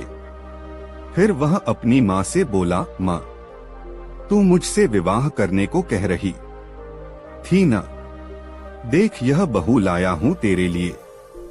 यह सुनकर बुढ़िया खुश हो गई। उसने लड़की की बलैया ली और जानी से कहा, बेटा बहू तो अच्छी है परंतु तुमने हाथ पांव और मुंह क्यों बांध दिए हैं? अरे खोल दे इसके हाथ पांव को, यह तो मेरी बड़ी प्यारी बहू है। यह कोई गड़बड़ थोड़े ही करेगी। फिर उसने उस युवती के सिर पर हाथ फिराते हुए उससे पूछा, क्यों बहू? चीखेगी, चिल्लाएगी तो नहीं? युवती भी हालात को समझ गई थी। उसने गर्दन हिलाकर सहमति व्यक्त कर दी। उसने मन में सोचा कि मौका हाथ लगने दे बुढ़िया, तुझे और तेरे इस ठग बेटे को ऐसा पाठ पढ़ाऊंगी कि तू भी क्या याद रखेगी। उस रात जानी की माँ ने अपनी नई बहू के लिए बहुत स्वादिष्ट व्यंजन बनाए और अपने हाथों से उन्हें उस युवती को खिलाया। अगले दिन जानी की तथाकथित बहू ने जानी से कहा, ऐ जी सुनिए, अब तो मैंने भी फैसला कर लिया है कि आपकी पत्नी बनकर ही इस घर में रहूंगी, पर ऐसा करने से पहले मुझे अपनी गृहस्थी का सामान भी इकट्ठा करना होगा। आप ऐसा कीजिए, बाजार चले जाइए और एक चक्की खरीद लाइए। मैं अपने हाथों से आटा पीसकर उससे आपका भोजन तैयार किया करूंगी। इतनी कहानी सुनाकर गंगाराम पटेल ने कुछ क्षण के लिए विराम लिया। हुक्के के 2-3 घंट लिए और आगे बोले, बुलाखी, स्त्री की जात बहुत विचित्र होती है। स्त्रियां चरित्र के बारे में अनेक कहावतें कही और सुनी जाती हैं। कहते हैं कि जब इसका भेद ब्रह्मा ने भी नहीं पाया तो आदमी की क्या औकात। जानी उसकी बातों में आ गया और उसी समय चक्की लाने के लिए बाजार को चल पड़ा। जब उस युवती को यह विश्वास हो गया कि अब जानी काफी दूर चला गया है तो उसने उठकर अंदर का कुंडा बंद कर लिया। टहलती हुई वह जानी के मां के करीब आई और किसी चीते की तरह तेजी से उस पर झपट पड़ी। उसने उसे काबू में किया और उसके हाथ पांव और मुंह पर कपड़ा बांधकर उसे एक कोने में पटक दिया। अब उसने पूरे घर को खंगालना शुरू किया। घर की सभी मूल्यवान चीजें जैसे जेवर, रुपए, पैसे आदि खोज खोज कर एक बड़े से थैले में भर लिए। अपना जनाना लिबास उतारा और जानी के कीमती मर्दाना कपड़े पहन लिए। फिर उसने थैला उठाया और उसे घोड़े की पीठ पर रख लिया। वह घोड़े पर बैठी और उस पर सवार होकर बाहर चली गई। जानी की माँ उसे जाते हुए देखकर टुकुर टुकुर ताकती रह गई। चोर के ऊपर मोर पड़ गया था। युवती मर्दाने वेश में घोड़े पर सवार होकर बाजार में पहुंची। शीघ्र ही उसे जानी दिखाई दे गया, जो चक्की के दोनों पाटों को एक लकड़ी के डंडे में फंसाकर उसे घसीटता हुआ ला रहा था। युवती उसके पास पहुंचकर रुकी और कड़क कर कहा, अरे हरामखोर, यह क्या कर रहा है? इस चक्की के पाटों को सड़क पर घसीटकर राजकीय सड़क को खराब कर रहा है। ऐसा कहकर उसने 3-4 हंटर जानी की पीठ पर जमा दिए। हंटर की मार खाकर जानी कराह उठा और बार बार हाथ जोड़कर उससे माफी मांगने लगा। उसने युवती को बिल्कुल भी नहीं पहचाना था। मर्दाने वेश में वह उसे कोई बहुत बड़ा सरकारी अफसर ही समझ रहा था। युवती को शायद उस पर दया आ गई थी। आथ उसने हंटर समेटा और घोड़ा दौड़ाती हुई एक दिशा में चली गई। अपनी कहानी को पूर्ण विराम देते हुए गंगाराम पटेल बोले, बुलाखी, आज शाम सड़क पर जो नजारा तू देखकर आया था वह यही नजारा था। पिटने वाला था। जानी ठग और पीटने वाली थी वह युवती जिसे वह अपनी पत्नी बनाने के लिए अपने घर लाया था। अब रात भी बहुत हो गई और तेरे प्रश्न का उत्तर भी तुझे मिल गया है। आथ अब आराम से सो। मेरी आंखों में भी नींद गहराने लगी है और फिर सुबह आगे की यात्रा भी तो करनी है। यह कहकर उन्होंने पैर फैला लिए। बुलाखी भी सोने का प्रयास करने लगा। दोस्तों, यह कहानी आपको कैसी लगी कमेंट में जरूर बताएं और वीडियो को एक लाइक जरूर करें। अगले दिन सुबह उठकर वे दोनों अपनी यात्रा पर निकल गए और दिन भर की यात्रा पूरी करके एक नए नगर में प्रवेश किया। गंगाराम पटेल ने बुलाखी नाई को कुछ पैसे देकर सामान लाने बाजार भेज दिया। बुलाखी सामान लेने जा रहा था, उसने देखा एक आदमी हक्का बक्का सा चिल्ला रहा, अरे मेरी मोहरे कहाँ गई? और फिर मर्तबान को उल्टा पलटा हाथ डालकर देखा मगर कोई मोहर न निकली। वो लुटा पिटा सा स्तब्ध खड़ा रह गया। उसकी जिंदगी भर की कमाई थी ऐसा कहने लगा। वह अपना सिरे पीट पीट कर रोने लगा। बोलने लगा, मुझे यकीन हो गया कि साहूकार ने मेरे साथ धोखेबाजों की है। और वो तुरंत साहूकार के पास जाकर उससे मर्तबान में रखी सोने की मोहरों के बारे में पूछा और थोड़ी ही देर में वहां भीड़ इकट्ठा हो गई। बुलाखी वहां से आश्चर्यचकित हो चल दिया। रात को भोजन पश्चात पटेल जी को सारा हाल सुनाया और बोला, पटेल जी, बाद में उस गरीब के साथ क्या हुआ और वो कौन सी सोने की मोहरे की बात कर रहा था? पटेल जी बोले, बुलाखी, बगदाद में अली ख्वाजा नाम का एक व्यापारी रहता था। उसकी एक छोटी सी दुकान थी। इस दुकान से जो कमाई होती अली उसी से अपना गुजारा करता था। वह बड़ा धार्मिक प्रवृत्ति और संतोषी किस्म का व्यक्ति था। अली की एक इच्छा थी कि जीवन में एक बार वह हज यात्रा करे। एक रात अली ने सपना देखा। सपने में एक फकीर ने उससे कहा, अली, तू बहुत धन कमा चुका, अब मक्का शरीफ जाकर हज कर आ। अली ने इसे अल्लाह का हुक्म समझा और दूसरे दिन ही हज यात्रा पर जाने का निर्णय कर अपनी दुकान का सारा माल बेच दिया। यात्रा आदि का खर्च निकाल लेने के बाद अली के पास सोने की 1000 मोहरें बचीं। हज यात्रा में इतनी मोहरें साथ ले जाना खतरे से खाली नहीं था। उसने सोचा कि क्या करूं, यदि इन मोहरों को घर में रखकर जाता हूं तो चोरी हो जाने का डर है। आखिरकार उसे एक उपाय सूझा। उसने सोने की सारी मोहरें पीतल के एक मर्तबान में भर दी। फिर उसके ऊपर अखरोट भरकर मर्तबान का ढक्कन अच्छी तरह बंद कर दिया। अली के घर के पास ही उसका एक मित्र रहता था जो साहूकारी का धंधा करता था। उसकी ईमानदारी के भी काफी चर्चे थे। अली ने अपना मर्तबान उसके पास ही रख जाना मुनासिब समझा। वह अखरोट का मर्तबान लेकर साहूकार मित्र के घर जा पहुंचा। उसने कहा, दोस्त, मैं हज यात्रा पर मक्का शरीफ जा रहा हूँ। वहाँ से लौटने में मुझे कुछ वक्त तो लगेगा ही। मेरे पास अखरोट से भरा एक मर्तबान है। इसे मैं तुम्हारे पास छोड़कर जा रहा हूँ। इसे संभाल कर रखना। जब मैं वापस आऊंगा तब इसे ले जाऊंगा।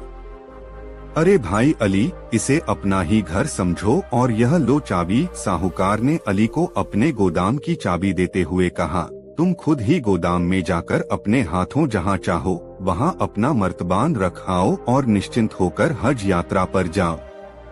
अल्लाह ताला से हमारे लिए भी दुआ करना। यह सुनकर अली बेहद खुश हुआ। उसने साहूकार से चाबी ली और मर्तबान स्वयं अपने हाथों गोदाम में रखाया। फिर वह बाजार गया और एक ऊंट किराए पर लेकर हज करने निकल पड़ा। इस प्रकार अली को गए 7 वर्ष बीत गए। इस बीच वह मक्का, मदीना, मिस्र, दमिश्क, यरूशलेम आदि विभिन्न तीर्थों की यात्रा करता रहा और अब तो वह वापस अपने मुल्क की ओर आ रहा था। उधर एक दिन साहूकार को अचानक कुछ अखरोटों को जरूरत पड़ गई। रात का समय था।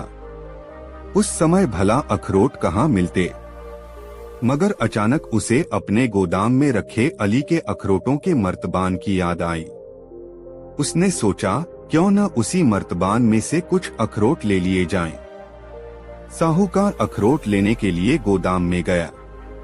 उसने अली का मर्तबान खोला तो देखा कि अखरोट सड़ गए हैं। इसलिए उसने मर्तबान उलट दिया। तब अखरोट के साथ साथ मर्तबान में रखी सोने की मोहरें भी निकलकर प्याले में गिर पड़ी। ये नजारा देखकर साहूकार की आंखें फट पड़ी। 166 1000 सोने की मोहरें एक बड़ी रकम थी। उन्हें देखकर साहूकार की नीयत बिगड़ गई। उसने सोचा अली को हज यात्रा पर गए 7 साल हो चुके हैं, मगर वह अब तक लौटकर नहीं आया। हो सकता है वह मर ही गया हो।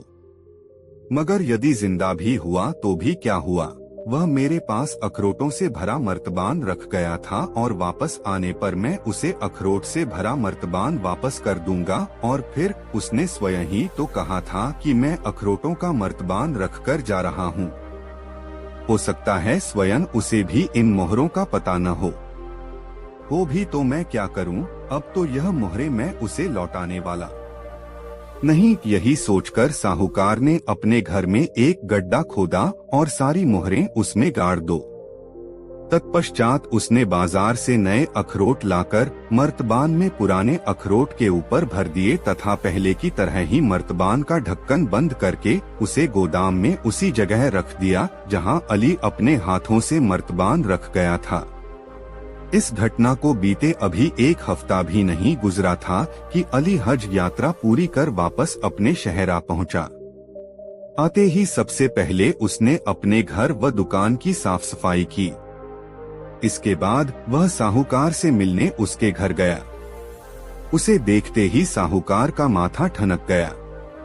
उसके वापस आने की उसे जरा भी खुशी नहीं हुई थी, मगर ऊपरी तौर पर उसने बड़ी गर्मजोशी से उसका स्वागत किया और हालचाल पूछा। अली ने उसे यात्रा के सुखद क्षणों के अपने अनुभव सुनाए। तत्पश्चात मौका पाकर उसने साहूकार से कहा, भाई, अब मैं तो अपना वह मर्तबान, हाँ क्यों नहीं, यह लो चाबी। अपना मर्तबान तुम जहाँ रख गए थे आज भी वहीं रखा है। मैंने तो उसे छुआ तक नहीं है। अपनी अमानत ले जाओ भाई। कहते हुए उसने जेब से चाबी निकालकर अली की ओर बढ़ा दी।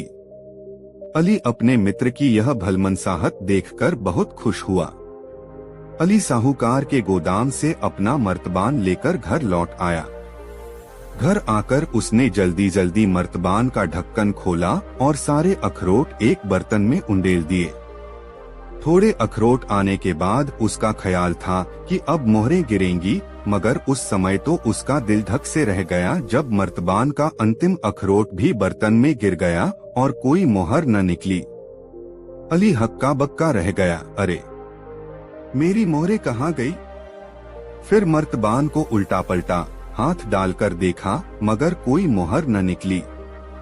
अली लुटापिटा सा स्तब्ध खड़ा रह गया। उसकी जिंदगी भर की कमाई जाती रही।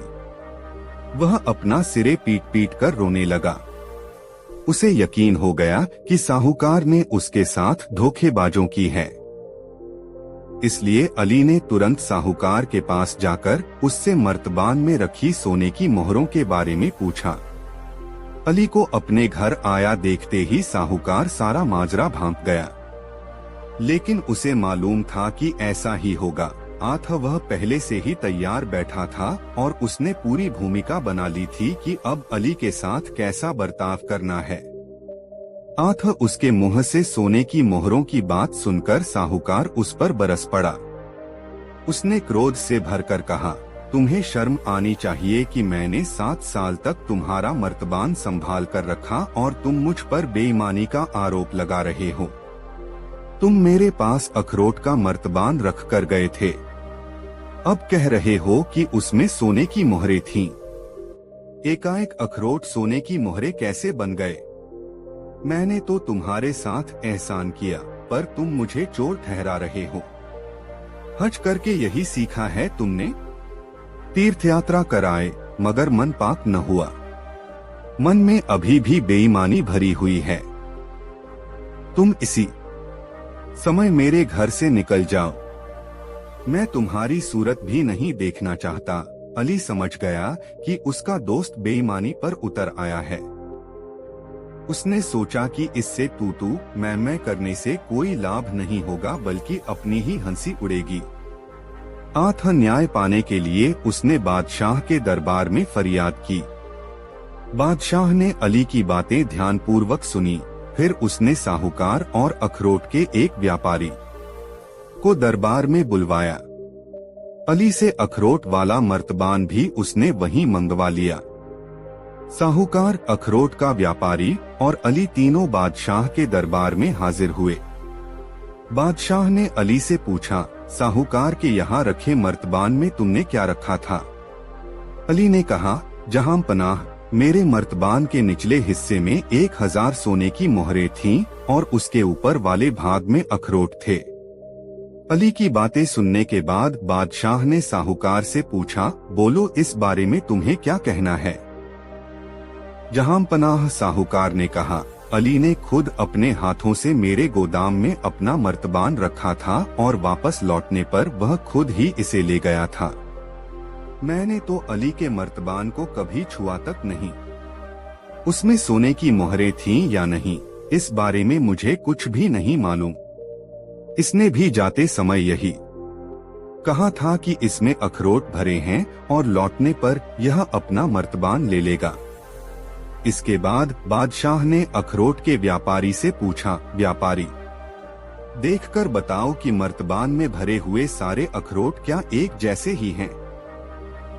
व्यापारी ने अखरोटों की जांच की तो उसने देखा कि मर्तबान में 2 किस्म के अखरोट हैं। उसने उनको 2 हिस्सों में अलग अलग कर दिया। उनमें एक हिस्सा सड़े अखरोटों का था और दूसरा हिस्सा साफ सुथरे अखरोटों का। व्यापारी ने एक हिस्से की ओर इशारा करते हुए कहा, जहां पनाह, ये अखरोट कम से कम 6-7 साल पुराने हैं और सड़ चुके हैं और ये नई फसल के हैं। बादशाह ने साहूकार से पूछा, अली को तुम्हारे यहाँ अखरोट का मर्तबान रखे कितने साल हो गए? साहूकार ने कहा, 7 साल जहां पना। तुम्हारा कहना है कि तुमने इस मर्तबान को खोला नहीं है। अगर तुमने इसे नहीं खोला तो किसने खोला है? बिना खोले इसमें नए अखरोट कहां से आ गए? तुम्हारे पास कोई सिर्फ अखरोट से भरा मर्तबान क्यों रखेगा भला? तुम झूठे और बेईमान हो। साहूकार की बोलती बंद हो गई। उसने अपना अपराध कबूल कर लिया। बादशाह ने अली को साहूकार से 1000 सोने की मोहरें वापस दिलवा दी। तत्पश्चात बादशाह ने साहूकार की सारी संपत्ति जब्त करके उसे देश निकाला दे दिया।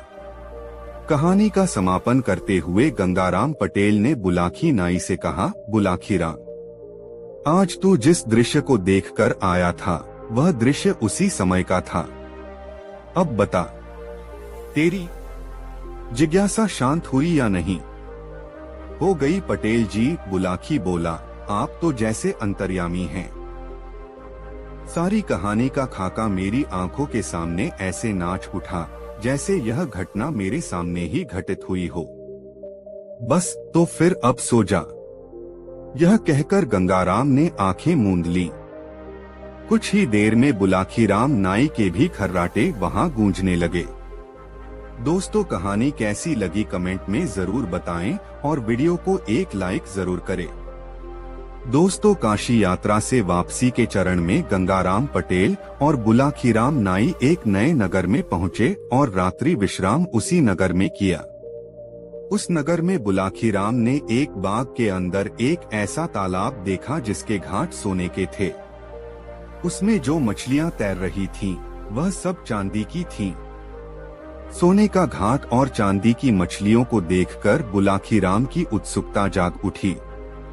रात को सोने से पूर्व उसने गंगाराम पटेल से रहस्य को बताने के विषय में कहा तो उन्होंने कहा, बुलाखीराम, इस भारत देश में श्रीपुर नाम का एक नगर है।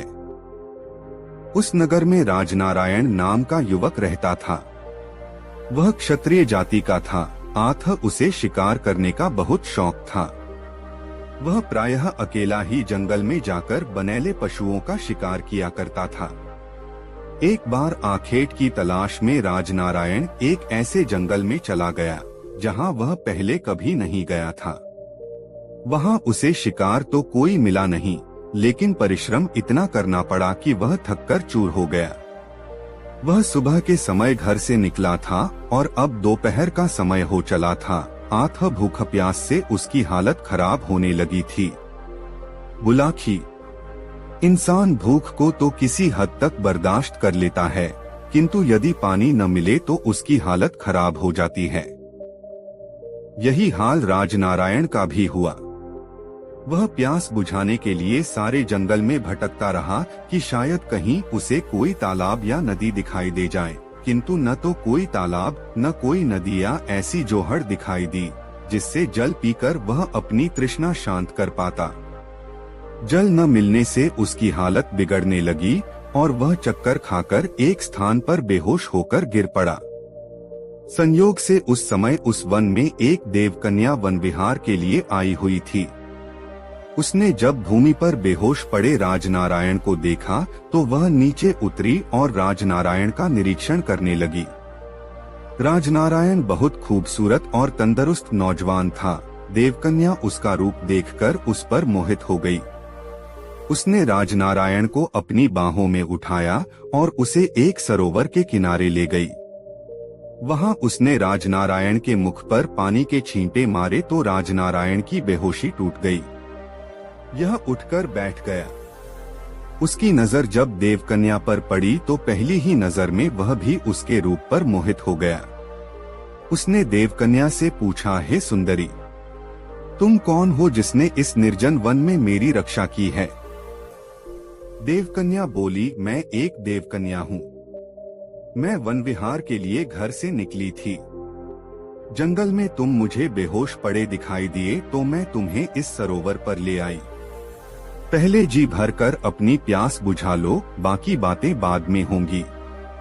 बुलाखी, तब राजनारायण ने पहले तो सरोवर से जल पीकर अपनी तृष्णा शांत की, फिर उस देवकन्या से कहा, हे सुंदरी, मैं तुम्हारा स्वरूप देखकर तुम पर मोहित हो गया हूँ। अब से पहले मैंने तुम्हारे जैसी कोई अन्य सुंदरी नहीं देखो। क्या तुम मुझसे विवाह करना पसंद करोगी? यह सुनकर उस देवकन्या ने कहा, हे युवक, मोहित तो मैं भी तुम्हारे रूप पर हो गई हूँ, किंतु विवाह मैं तुम्हारे साथ तभी करूंगी जब तुम मेरी एक शर्त मान लोगे। कौन सी शर्त है तुम्हारी? राजनारायण ने पूछा। मेरी शर्त यह है कि विवाह के बाद तुम मुझ पर ऐसी कोई पाबंदी नहीं लगाओगे जो मेरी स्वतंत्रता में बाधक बने। तुम मुझसे यह भी नहीं पूछोगे कि मैं कहाँ गई थी, क्यों गई थी अथवा किसके पास गई थी, आदि आदि। हाँ, यह बात अलग है कि मैं तुम्हें स्वेच्छा से ही सारी बातें बता दूं, किंतु बताने के लिए तुम मुझ पर कोई दबाव नहीं डालोगे। यदि मेरी यह शर्त मंजूर है तो मैं तुमसे विवाह करने के लिए तैयार हूँ। राजनारायण तैयार हो गया और तब उन दोनों ने वन में ही वन देवता को साक्षी मानकर गांधर्व विवाह कर लिया। राजनारायण उस देवकन्या को अपनी पत्नी बनाकर अपने घर ले आया। कुछ दिन दोनों के बहुत आनंद पूर्वक बीते। फिर एक दिन राजनारायण ने अपनी पत्नी से कहा, हे प्रिय, अब मैं काम की तलाश में यहाँ के राजा के पास जाना चाहता हूँ, ताकि हमारे खाने पीने का खर्चा चलता रहे। ठीक है प्रिय, उसकी पत्नी ने कहा। गृहस्थ आश्रम में प्रवेश किया है तो गृहस्थ धर्म का भी परिपालन करना होगा, लेकिन जाने से पहले यह ताबीज अपने पास रख लो। ध्यान रखना कि यह तुमसे कभी गुम न हो। यह एक मंत्रपूरित ताबीज है। जब तक यह तुम्हारे पास मौजूद रहेगा, तुम्हारा कोई भी शत्रु तुम पर विजय प्राप्त नहीं कर सकेगा। यह कहकर उसने वह ताबीज अपने पति को दे दिया। ताबीज लेकर राजनारायण घर से निकल पड़ा। बुलाकी राम। राजनारायण एक खूबसूरत और तंदुरुस्त नौजवान तो था ही, नौकरी मांगने के लिए जब वह राजा के पास पहुंचा तो राजा ने तुरंत ही उसे नौकरी दे दी और उसे अपना अंगरक्षक नियुक्त कर लिया। इस प्रकार इन दोनों के दिन आनंद पूर्वक व्यतीत होने लगे। एक बार वहां का राजा आखेट के लिए जंगल में गया।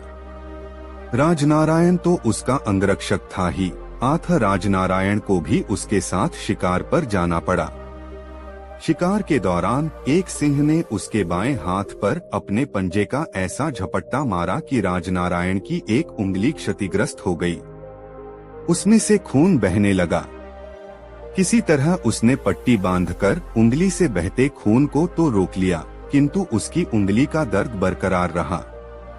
घर लौटकर उसने अपनी पत्नी को भी यह बात न बताई और भोजनादि से फारिग होकर बिस्तर पर लेट गया। आधी रात का समय हुआ तो एकाएक उसकी उंगली में फिर तेज दर्द उठना शुरू हो गया। दर्द के कारण उसकी आंखों से नींद गायब हो गई। तभी उसने जो दृश्य देखा उसने उसके दर्द के एहसास को भी भुला दिया। उसने देखा दूसरे बिस्तर पर सोई हुई पत्नी एकाएक उठी। उसने एक उचटती सी निगाह अपने पति के बिस्तर पर डाली, फिर यह देखकर कि उसका पति गहरी नींद में सोया पड़ा है, संतोष की सांस लेती हुई मकान के एक दूसरे कक्ष में दाखिल हो गई। राजनारायण दम साधे सोने का नाटक किए यूं ही बिस्तर पर पड़ा रहा।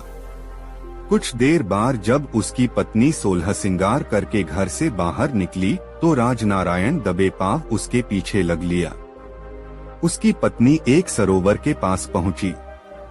वहां एक काले रंग का पहाड़ जैसा मजबूत व्यक्ति पहले से ही मौजूद था। जैसे राजनारायण की पत्नी वहां पहुंची, उसने लपककर उसे अपनी बाहों में भर लिया और उस पर चुंबनों की बौछार कर दी। अपनी पत्नी को किसी पर पुरुष की बाहों में झूलते देख राजनारायण गुस्से से आग बबूला हो उठा। वह भूल गया अपने विवाह पूर्व अपनी पत्नी को दिया हुआ वचन। उसने आव देखा न ताव तलवार निकाली और एक ही वार में उस काले रंग के व्यक्ति का सिर काट डाला। अगले वार में उसने अपनी पत्नी का शीश भी काटकर तालाब के जल में फेंक दिया। जैसे ही उसकी पत्नी का कटा सिर उस तालाब के जल में गिरा, एकाएक तालाब के जल में जैसे भूचाल सा आ गया। जल में ऊंची ऊंची तरंगे उठने लगी। तालाब का पानी ऐसे खौलने लगा जैसे उसे नीचे से भट्ठी पर खौलाया जा रहा हो। पानी के सभी जलचर मरमर कर ऊपर तैरने लगे। जब जल शांत हुआ तो एक दूसरा चमत्कार हुआ। राजनारायण ने देखा कि तालाब के सभी घाट सुनहरे हो गए थे। ऐसा लगता था कि जैसे घाटों की सारी सीढ़ियां सोने की हो गई हों। जल के शांत जल में मछलियां तैर रही थीं और वे सारी मछलियां ऐसा लगता था जैसे चांदी की बनी हुई हों। बुलाकी। उस चमत्कार को देखकर राजनारायण का हौसला जवाब दे गया। वह बुरी तरह घबराकर वहां से भाग खड़ा हुआ।